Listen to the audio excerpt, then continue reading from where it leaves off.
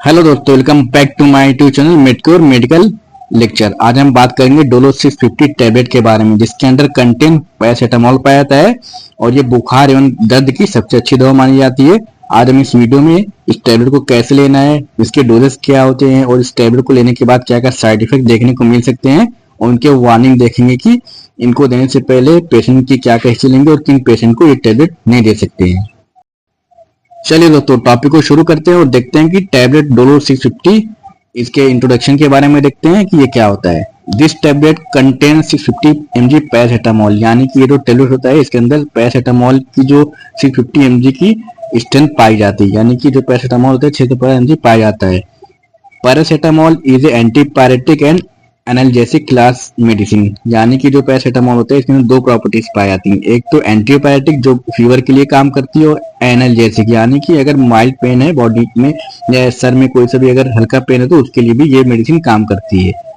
This medicine reduce the fever and reduce pain, यानी कि ये क्या काम करती है, ये फीवर को भी कम करती है और जो बॉडी में पेन होता है, हमें बॉडी के किसी भी हिस्से में बॉडी में हुआ हेडेक हुआ चोट लगने पर किसी भी तरीके अगर हल्का पेन है माइल्ड पेन तो उस कंडीशन में भी ये टैबलेट काम करती है।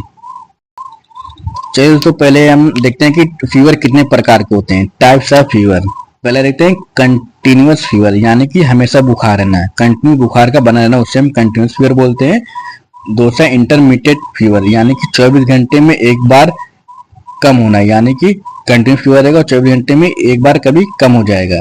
रिमिटेंट फीवर, बुखार सुबह और शाम को कम होना, यानी कि सुबह को कम रहेगा और शाम को कम रहेगा और जो पूरे दिन क्या रहेगा बहुत ज्यादा बड़ा हुआ फीवर रहेगा।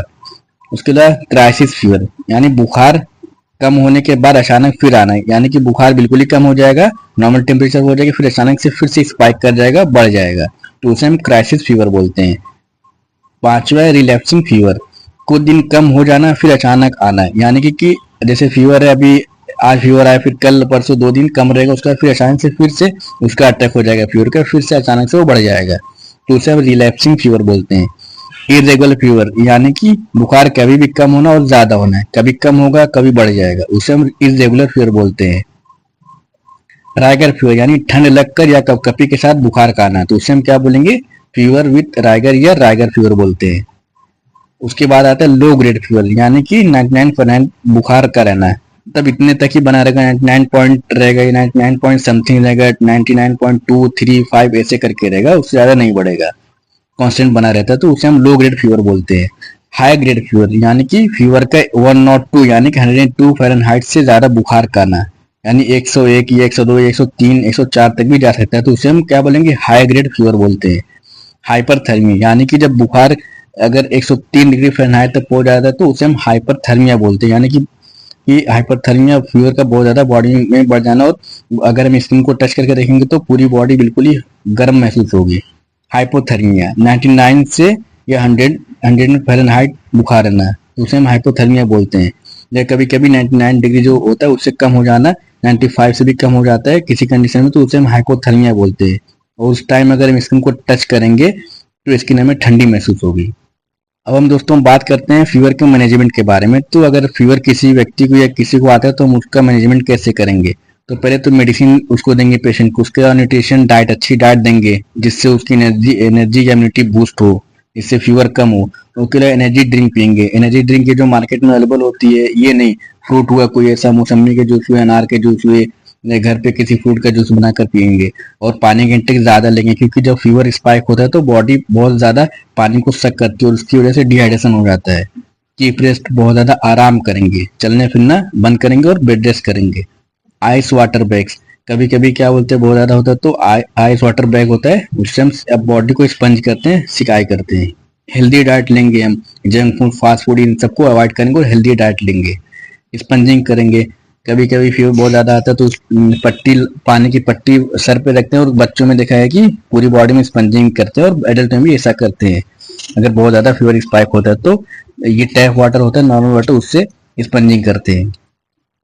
अब आगे हम देखते हैं कि पैरासीटामोल की जो टैबलेट होती है वो और किस किस कॉम्बिनेशन के साथ आती हैं। तो पैरासीटामोल की टैबलेट आती है, उसके अंदर 500 mg पैरासीटामोल पाया जाता है और कैफीन जो है 25 mg पाया जाता है, इस कॉम्बिनेशन में इसकी टैबलेट आती है पैरासीटामोल की। उसके अलावा पैरासीटामोल की 500 mg की टेबलेट, उसके साथ डोमपेडोन 10 mg पाया जाता है। फिर देखते हैं पैरासीटामोल 325 mg का आता है, उसके साथ कोडीन 30 mg पाया जाता है। फिर आगे देखते हैं पैरासीटामोल 325 mg आता है, उसके साथ एसिक्लोफेनेक 100 mg पाया जाता है। फिर आगे अगला हम देखेंगे पैरासीटामोल 325 mg और उसके साथ जो कॉम्बिनेशन होता है आइबुप्रोफेन 400 mg पाया जाता है। अगला जो हमारा पैरासीटामोल 500 mg प्लस निमोस्लाइड जो होता है 100 mg के कॉम्बिनेशन में आता है। फिर आगे देखते हैं paracetamol 325 mg plus dicyclomine 20 mg पाया जाता है। उसके अलावा पैरासीटामोल 500 mg प्लस डोटाबरिन 80 mg का टैबलेट भी आता है। अब हम दोस्तों पैरासीटामोल के डोजेस के बारे में बात करते हैं। This medicine show effect in 30 minutes. ये मेडिसिन लेने के बाद इसका जो असर होता है 30-40 मिनट में देखने को मिल सकता है, यानी कि शुरू हो जाता है और ये अपना काम करना शुरू कर जाता है। जो फीवर होगा और धीरे धीरे कम होने लगता है इस टेबलेट को लेने के बाद। Medicine should be taken in 4 to 6 hour gap, यानी कि अगर ये डोलो एक बार आपने ले लिया है, एग्जाम्पल के तौर पे अगर आपने दिन में 12 बजे लिया है तो हम उसको फिर दोबारा शाम को 4, 4:30 या 5 के आसपास फिर दोबारा ले सकते हैं, यानी कि 4 से 6 या 4 से 5 घंटे के बाद ही रिपीट कर सकते हैं। This tablet can be taken 2 to 3 tablet in a day according to fever condition, यानी कि ये जो टेबलेट होता है दिन में हम 2 से 3 बार ही ले सकते हैं। उससे ज्यादा इंक्रीज करेंगे तो हमें लिवर टॉक्सिटी जैसी दिक्कत का सामना करना पड़ सकता है। सेफ डोज क्या होती है? 650 mg बीडी होती है। टीडीएस भी ले सकते हैं, यानी कि दिन में 3 बार भी ले सकते हैं। अब दोस्तों हम देखते हैं कि पैरासीटामोल टैबलेट को लेने के बाद, यानी डोलो 650 टैबलेट लेने के बाद क्या क्या साइड इफेक्ट देखने को मिल सकते हैं। तो इसको लेने के बाद हमें नोजिया जैसा फील हो सकता है, वोमिटिंग भी स्टार्ट हो सकती है, एब्डोमिनल पेन भी स्टार्ट हो सकता है, लीवर डैमेज हो सकता है अगर ओवर डोज ले लिया है तो, एलर्जिक रिएक्शन बॉडी में देखने को मिल सकते हैं, यानी कि बॉडी में इचिंग स्टार्ट हो सकती है, स्वेलिंग हो सकती है और रेशेस देखने को मिल सकते हैं। स्लीपीनेस, यानी कि बहुत ज़्यादा नींद का एहसास होगा, नींद जैसा फील होगा। उसके अलावा इस टेबलेट को लेने के बाद जो यूरिन का कलर होता है चेंज हो जाता है, यानी कि डार्क हो सकता है और जो स्टूल होता है हमारा तो क्ले कलर का हो सकता है इस टेबलेट को लेने के बाद। अब हम दोस्तों डोलो 650 टैबलेट की वार्निंग के बारे में बात करते हैं, यानी कि ये किस पेशेंट को नहीं देंगे। अगर किसी पेशेंट को पैरासीटामोल से हाइपर सेंसिटिविटी है तो उस कंडीशन में इस टैबलेट का इस्तेमाल नहीं करेंगे। इसके अलावा allergic reaction due to it, अगर इस टैबलेट को लेने के बाद कोई इसी तरह की एलर्जी देखने को मिलती है तो उस कंडीशन में इस टैबलेट को नहीं देंगे। Don't use if you have liver damage, अगर आपका या किसी पेशेंट का लीवर डैमेज है या लीवर फेलियर है तो उस कंडीशन में इस टैबलेट का इस्तेमाल नहीं करेंगे।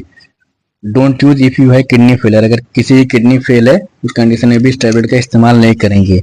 इमीडिएटली कॉन्टेक्ट डॉक्टर और pharmacist if you start to feel any side effect और पैरासीटामोल टैबलेट, अगर इस टैबलेट को लेने के बाद कोई सी साइड इफेक्ट या कोई ऐसी प्रॉब्लम देखने को मिलती है तो फौरन अपने डॉक्टर को कंसल्ट करें, उनको दिखाएं। Make safe use of medicine, यानी कि तरीके का सेफ सुरक्षित तरीके से इस टैबलेट का इस्तेमाल करें।